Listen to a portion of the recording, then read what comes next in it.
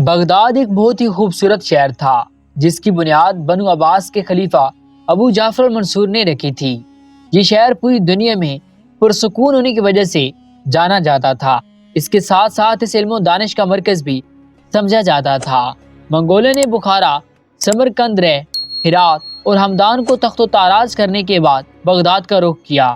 منگولوں نے عقابی اور ظالمانہ نگاہوں سے بغداد کا بھی جائزہ لیا اور اس کی اینٹ سے اینٹ بجا دی۔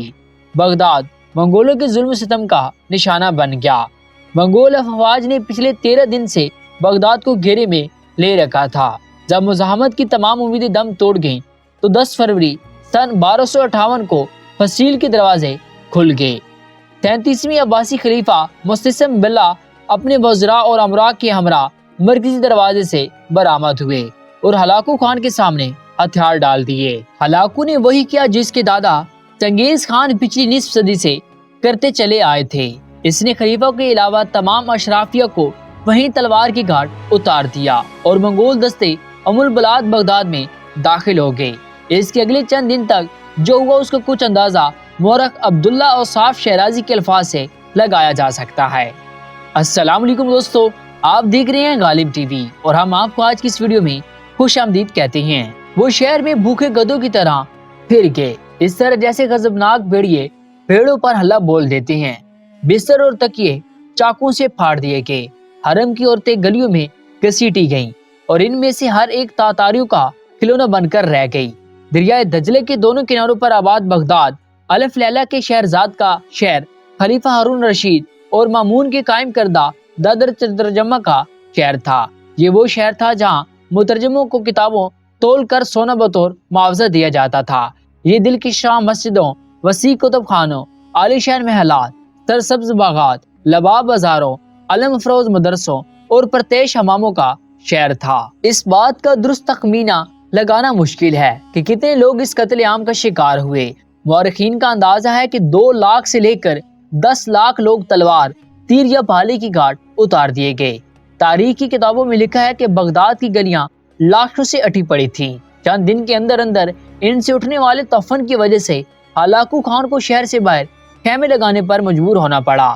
اسی دوران جب عظیم الشان شاہی محل کو آگ لگائی گئی تو اس میں استعمال ہونے والے آبنوس اور سندل کی قیمتی لکڑی کی خوشبو آس پاس کے علاقے کی فضاؤں میں پھیلی بدبو میں مدغم ہو گئی۔ کچھ اس طرح کا ادغام دجلہ میں بھی دیکھنے میں آیا۔ کہا جاتا ہے کہ اس اساطیری دریا کا مٹیالہ پانی پہلے چند دن سرخ بہتا رہا اور پھر سیاہ پڑ گیا۔ سرخی وجہ وہ خون تھا جو گلی سے بہہ بہہ کر دریا میں داخل ہوتا رہا، اور سیاہی اس وجہ کہ شہر کے سینکڑوں کتب خانوں میں محفوظ نادر نسخے دریا میں پھینک دیے گئے اور ان کی سیاہی نے گل گل کر دریا کی سرخی کو مانند کر دیا۔ فارسی کے عظیم شاعر شیخ سعدی خاصا عرصہ بغداد میں رہے تھے اور انہوں نے یہیں کے مدرسے نظامیہ میں تعلیم حاصل کی تھی۔ چنانچہ انہوں نے سقوط بغداد کا یادگار نوحہ لکھا جس کا ایک ایک شعر دل کو دہلا دیتا ہے۔ ہلاکو خان نے 29 جنوری سن 1257 کو بغداد کے محاصرے کا آغاز کیا تھا۔ حملے سے پہلے اس نے خلیفہ معتصم کو لکھا، لوہے کے سوئی کو مکہ مارنے کی کوشش نہ کرو، سورج کی بجھی ہوئی موم بتی سمجھنے کی غلطی نہ کرو، بغداد کی دیواریں فوراً گرا دو، اس کی خندقیں پاٹ دو، حکومت چھوڑ دو اور ہمارے پاس آ جاؤ۔ اگر ہم نے بغداد پر چڑھائی کی تو تمہیں گہری ترین پاتال میں پناہ ملے گی، نہ بلند ترین آسمان میں۔ 37ویں عباسی خلیفہ مستسم باللہ کی وہ شان و شوکت تو نہیں تھی جو ان کے عظیم الشان اجداد کے حصے میں آئی تھی، لیکن پھر بھی مسلم دنیا کے بیشتر حصوں پر ان کا سکہ چلتا تھا اور خلیفہ کو زعم تھا کہ اس پر حملے کی خبر سن کر مراکش سے لے کر ایران تک کے سبھی مسلمان ان کے سامنے سینہ سپر ہو جائیں گے۔ چنانچہ خلیفہ نے ہلاکو کو جواب میں لکھا، نوجوان، 10 دن کی خوش قسمتی سے تم خود کو کائنات کا مالک سمجھنے لگے ہو۔ جان لو کہ مشرق تا مغرب خدا کے ماننے والے اہل ایمان میری رایا ہے، سلامتی سے لوٹ جاؤ۔ ہلاکو خان اپنے منگول سپاہیوں کی صلاحیتوں پر پورا اعتماد تھا۔ وہ پچھلے 4 اشروں کے دوران اپنے آبائی وطن منگولیہ سے نکل کر 4000 میل دور تک آ پہنچے تھے اور اس دوران معلوم دنیا کے بڑے حصے کو اپنا متی بنا چکے تھے۔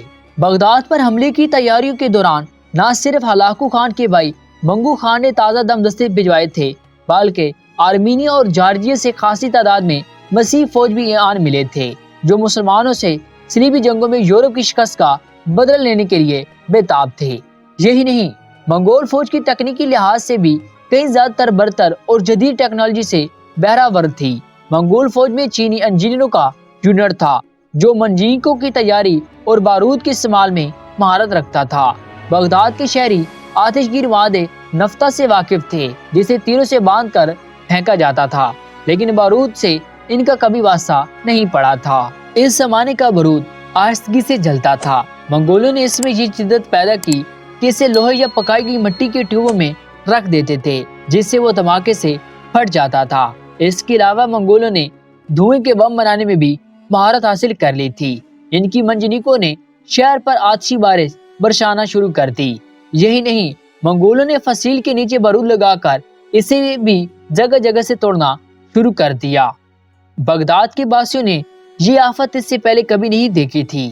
ابھی محاصرے کو ایک ہفتہ بھی نہ گزرا تھا کہ خلیفہ نے ہلاکو خان کو بھاری تاوان ادا کرنے اور اپنی سلطنت میں جمعے کے خطبے میں اس کا نام پڑھنے کی شرط پر صلح کی پیشکش کی، لیکن ہلاکو کو فتح سامنے نظر آ رہی تھی، اس نے یہ پیشکش فوراً ہی ٹھکرا دی۔ آخر 10 فروری کا دن آیا جب خلیفہ نے شہر کے دروازے منگولوں کے لیے کھول دیے۔ منگول مذہب میں کسی بادشاہ کا زمین پر خون بہانا بدشگونی سمجھا جاتا تھا، اس لیے ہلاکو شروع میں خلیفہ کو یہ باور کرواتا رہا جیسے وہ بغداد میں اس کا مہمان بن کر آیا ہے۔ خلیفہ کی ہلاکت کے بارے میں کئی کہانیاں مشہور ہیں، تاہم زیادہ کریان قیاس ہلاکو کے وزیر نصیر الدین توسی کا بیان ہے جو اس موقع پر موجود تھے۔ وہ لکھتے ہیں کہ خلیفہ کو چند دن بھوکا رکھنے کے بعد ان کے سامنے ایک ڈھکا ہوا خون لایا گیا۔ بھوکا خلیفہ نے بےتابی سے ڈھکن اٹھایا تو دیکھا کہ برتن ہیرے جواہرات سے بھرا ہوا ہے۔ ہلاکو نے کہا، کھاؤ۔ معزم باللہ نے کہا، ہیرے کیسے کھاؤں؟ ہلاکو نے جواب دیا، اگر تم انہیں ہیروں میں سے اپنے سپاہیوں کے لیے تلواریں اور تیر بنا لیتے میں دریا عبور نہ کر پاتا۔ عباسی خلیفہ نے جواب دیا، خدا کی یہی مرضی تھی۔ ہلاکو نے کہا، اچھا تو اب میں جو تمہارے ساتھ کرنے جا رہا ہوں وہ بھی خدا کی مرضی ہے۔ اس نے خلیفہ کو نمدوں میں لپیٹ کر اس کے اوپر گھوڑے دوڑا دیے تاکہ زمین پر خون نہ بہے۔ بغداد کی بنیاد مسلم باللہ کے جد ابو جعفر بن منصور نے سن 762 میں بغداد نامی ایک چھوٹے سے گاؤں کے قریب رکھی تھی۔ صرف چند اشروں کے اندر یہ بستی دنیا کی تاریخ کے عظیم ترین شہروں میں شامل ہو گئی۔ ہندوستان سے لے کر مصر تک کے علماء، فضلاء، شاعر، فلسفی، سائنسدان اور مفکر یہاں پہنچنے لگے۔ اسی زمانے میں مسلمانوں نے چینی سے کاغذ بنانے کا طریقہ سیکھ لیا اور دیکھتے ہی دیکھتے شہر علمی سرگرمیوں سے معمور ہو گیا۔ 9ویں صدی میں بغداد کا ہر شہری پڑھ لکھ سکتا تھا۔ تاریخ دان ٹرٹیس چینڈلر کی تحقیق کے مطابق سن 750 سے لے کر سن 932 تک آبادی کے لحاظ سے بغداد دنیا کے سب سے بڑا شہر تھا۔ اس کے علاوہ اسے 10 لاکھ کی آبادی تک پہنچنے والی دنیا کا پہلا شہر ہونے کا اعزاز بھی حاصل ہے۔ دل ترجمہ بیت الحکمہ میں یونانی، لاطینی، سنسکرت، سریانی اور دوسری زبانوں سے کتابیں ترجمہ ہونے لگیں۔ یہی کتابیں صدیوں بعد یورپ پہنچی اور انہوں نے یورپ کی نشاط الثانیہ میں سے اہم کردار ادا کیا۔ الجبرا، الگوریتم، الکیمی، زیند، الکول وغیرہ جیسے درجنوں الفاظ بغداد کے اسی سنہرے دور کی دین ہیں۔ بغداد میں بسنے والے چند مشہور ہستیوں کے نام بھی دیکھ لیجئے۔ جابر بن حیان، جدید کیمسٹری کا بانی، الخوارزمی، الجبرا کا بانی، الکندی الرازی، مشہور فلسفی، الغزالی، مشہور مفکر، ابو نواس، عظیم عربی شاعر، شیخ سعدی، عظیم فارسی شاعر، زریاب، مشہور موسیقار، طبری، مشہور تاریخ دان، امام ابو حنیفہ، امام احمد بن حنبل، امام ابو یوسف، مذہبی رہنما۔ آج سے ٹھیک 760 برس قبل بغداد پر چلنے والی اس ناگہانی منگول آندھی نے میسوپوٹیمیا کے ہزاروں سال تہذیب کی قدم ایسے اکھاڑے کہ وہ آج تک سنبھل نہیں پائی۔ یہی نہیں بلکہ اس کے بعد سے آج تک کوئی مسلم شہر بغداد کی شان و شوکت کے اشر اشیر تک بھی نہیں پہنچ سکا۔ بعض ماہرین نے لکھا ہے کہ مغربی تہذیب صرف اسی وجہ سے پھل پھول سکی کہ منگولوں نے اس وقت کی برتر مسلم تہذیب کے تباہ کر کے مغرب کے لیے راستہ ہموار کر دیا تھا۔ دوستو، آج کی ویڈیو کے لیے اتنے ہی۔ کمنٹ میں اپنی رائے کا اظہار ضرور کیجیے اور اگر چینل کو سبسکرائب نہیں کیا تو وہ بھی کر لیں تاکہ آپ کو مزید ایسی ویڈیو دیکھنے کو ملتی رہیں۔ ملتے ہیں نئی ویڈیو میں۔ اللہ نگہبان۔